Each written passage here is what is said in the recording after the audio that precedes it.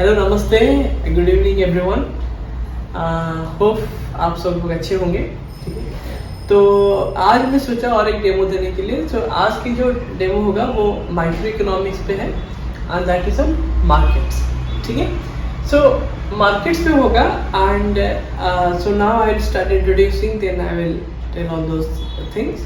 Okay, so let's start the class. Okay, hello students, good morning, and today we are going to learn on more on markets. Okay, so that is on types of market, right? In the previous classes you learn what is a market. A market is a place, that may be a physical place, that may be a geographical place, or that may be any kind of even computers or computer screen, where you are able, the buyers and sellers interact and they decide to exchange goods and services, okay, with money. That's called a market. Okay, but today I will discuss about what are the main different types of market. So market का definition हो गया, market किस तरह होता है, ठीक है, what are the main types of market. So today's topic is types of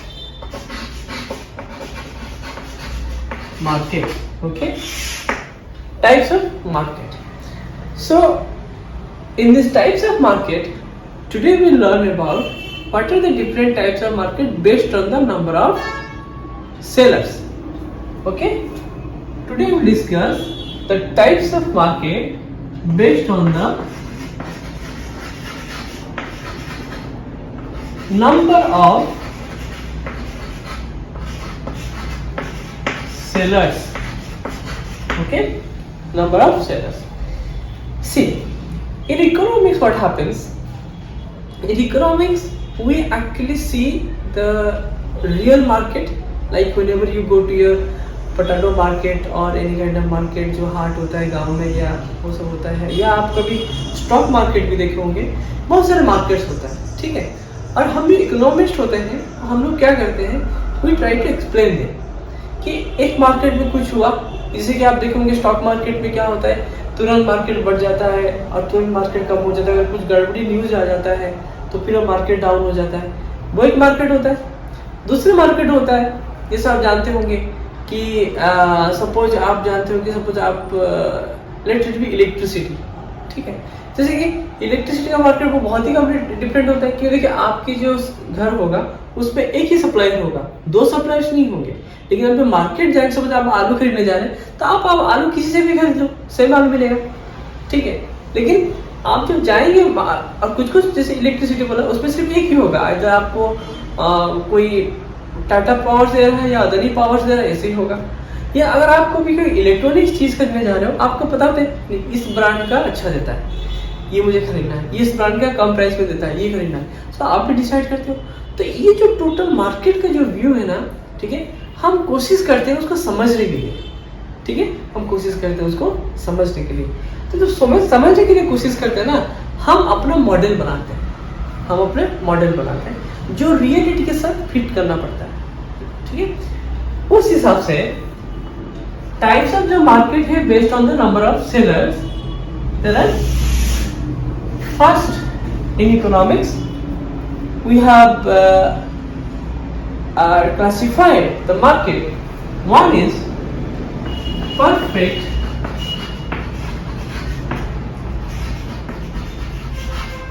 competitive market, another is monopoly. ठीक है, one is perfect competitive market, another is monopoly. और हमेशा याद रखिए ये जो दो है ना, हमने इसको क्रिएट किया है किसी ने hypothetical markets. These are not the market available in real world, these are hypothetical markets. ठीक है, one is perfect competition, another is monopoly. Actually जो मार्केट्स वगैरह होते हैं real markets, they are not actually perfect competitive, also they are not very monopolistic. ठीक है, तो ये जो है दो एक्सट्रीम होते हैं। कैसे एक्सट्रीम होते हैं? इसमें क्या होता है, ठीक है, इसमें क्या होता है, many sellers sellers and many buyers. Many sellers and many buyers. इसमें क्या होता है, only one seller, ठीक है, but many buyers, ठीक है. परफेक्ट कंपटीशन में क्या होता है, many sellers many buyers, but monopoly में सिर्फ एक ही होता है सेलर, ठीक है. तो इससे इसके पास ना पावर रहता है. क्या पावर रहता है कि वो चाहे आप जो भी प्राइस करे बोलेगा कि नहीं मुझे इतने रुपए में बेचना है, मुझे इतने रुपए मतलब 15 रुपए में बेचना है, मुझे 20 रुपए में बेचना है, मुझे 40 रुपए में बेचना है, तो वो बेच सकता है, क्योंकि उसको पता है कि मार्केट में वो एक ही अकेला ही है जो प्राइस डिसाइड कर सकता है, और कोई भी नहीं है, और कोई भी नहीं है. इसलिए ये जो मार्केट पावर जो होता है ना, सबसे ज्यादा मोनोपोली के पास होता है, सबसे ज्यादा मोनोपोली के पास होता है, ठीक है. लेकिन इसमें किसके पास पावर नहीं होता है, इसके किसी के पास पावर नहीं होती, क्योंकि इतने सारे सेलर्स है ना. कोई अगर सोचता है कि मैं थोड़ा सा ऊपर हाई प्राइस करके बेचूं, तो क्या होता है कि बायर्स को क्या होता है, उससे उस सेलर को छोड़ देते हैं जो कम में बेचता है, उसके पास चले जाते हैं. तो इसमें क्या होता है ना, कंप्लीट इंफॉर्मेशन, कंप्लीट इंफॉर्मेशन, ठीक है. इसके पास क्या होता है, यहाँ पे कंप्लीट इंफॉर्मेशन कि सेलर्स को पता है कौन बायर्स है, बायर्स को पता है कौन सेलर्स है, कैसा क्वालिटी प्रोडक्ट है सबको पता है, कौन कहां बेच रहा है सबको पता है, ठीक है. एंड प्रोडक्ट्स आर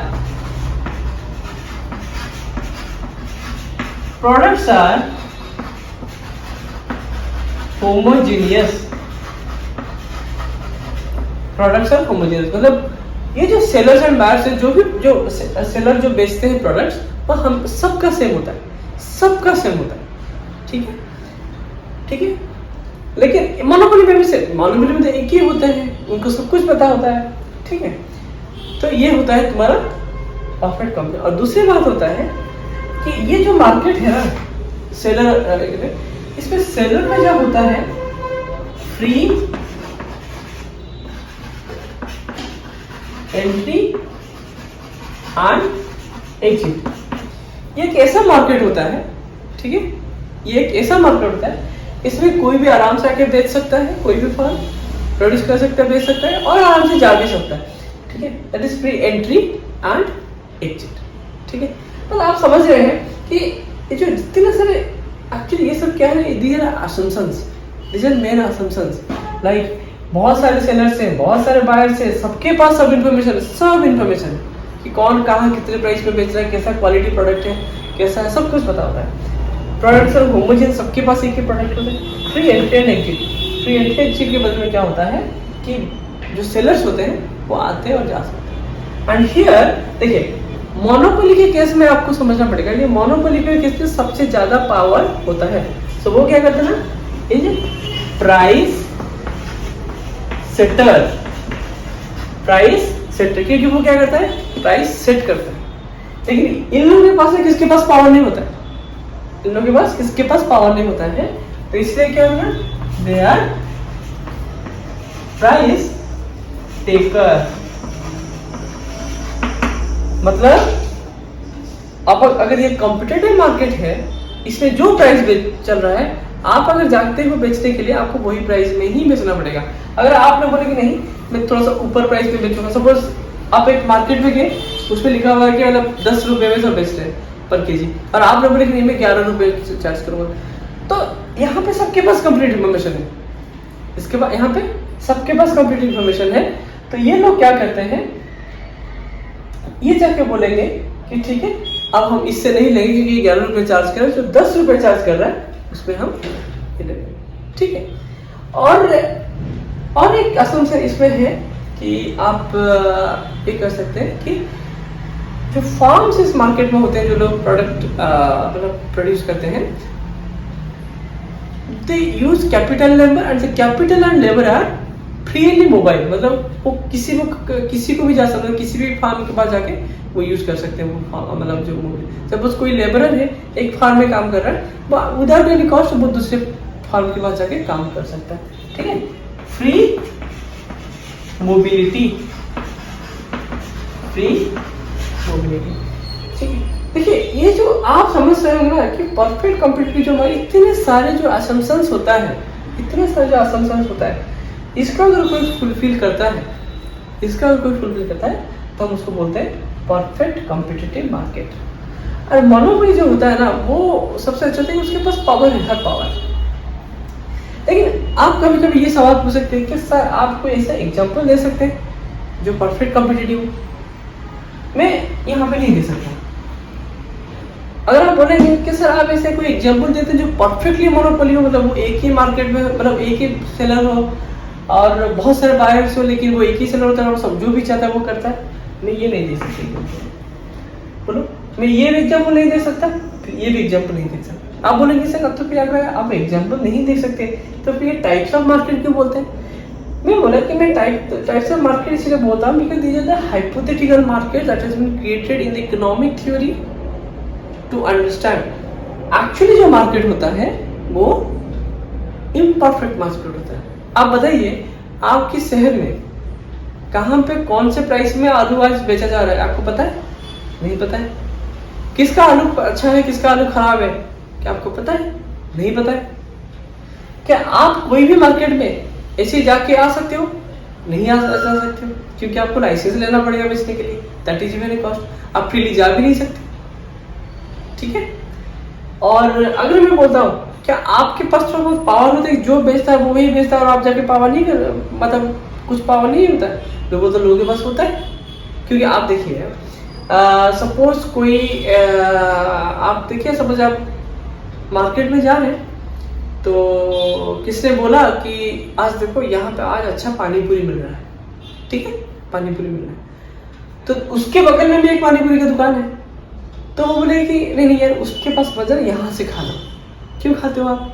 क्योंकि आपके दोस्त ने आपको रिकमेंड किया। आपके दोस्त ने क्यों रिकमेंड किया?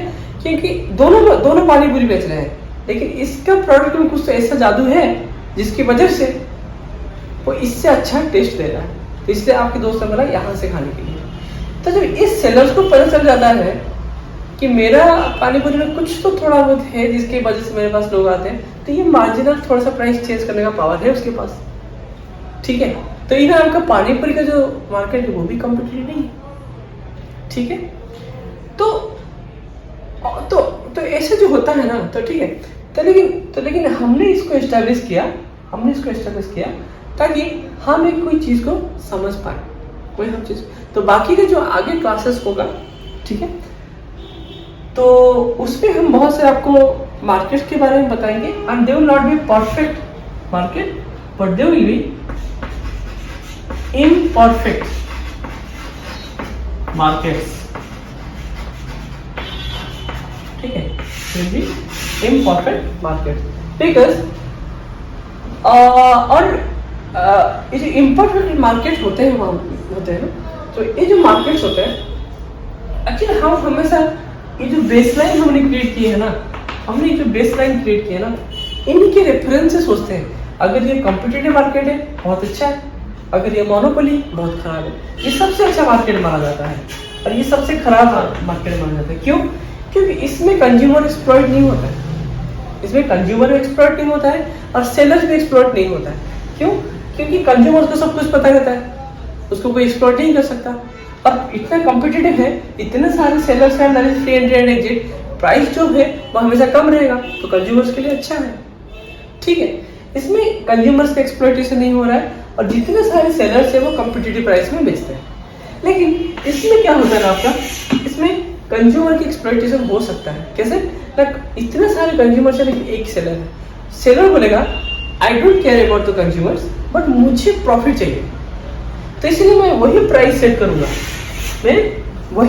सेट करूंगा जिससे आपके प्रॉफिट्स मेरा ज्यादा हो, ठीक है। तो इसीलिए हम जब कभी इम्परफेक्ट की बात करते हैं, अगर वो इस तरफ जाता है तो हम सोचते हैं कि ये is not going in a very good direction, in a very efficient direction. अगर ये इस तरह की डायरेक्शन में आता है तो फिर हम बोलते हैं कि हाँ ये अच्छा डायरेक्शन है, क्योंकि इसमें क्या होगा ना, आप कंज्यूमर्स की जो वेलफेयर है आप उसको इंक्रीज कर रहे हैं।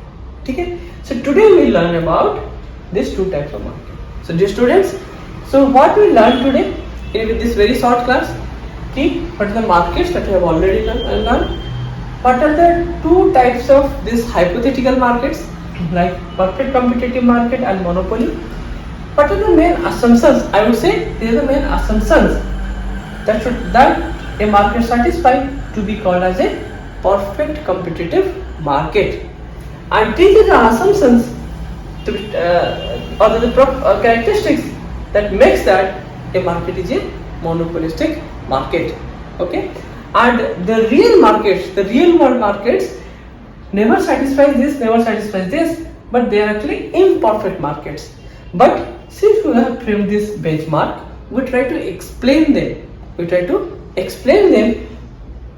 whether this is more close towards perfect competitive or more towards monopoly. Based on that we can do our welfare analysis. ठीक है, so this is what we call as the types of market. ठीक है, so हमने इसको conclude कैसे किया। ठीक है, तो यही से हम अपना क्लास खत्म करते हैं। ठीक है, अगले क्लास में हम देखेंगे, ठीक है, कि इम्परफेक्ट मार्केट्स कैसा होता है, ठीक है, और परफेक्ट मार्केट्स कैसे होते हैं, और इम्परफेक्ट और परफेक्ट कैसे एक दूसरे के साथ जुड़े हुए हैं। ठीक है।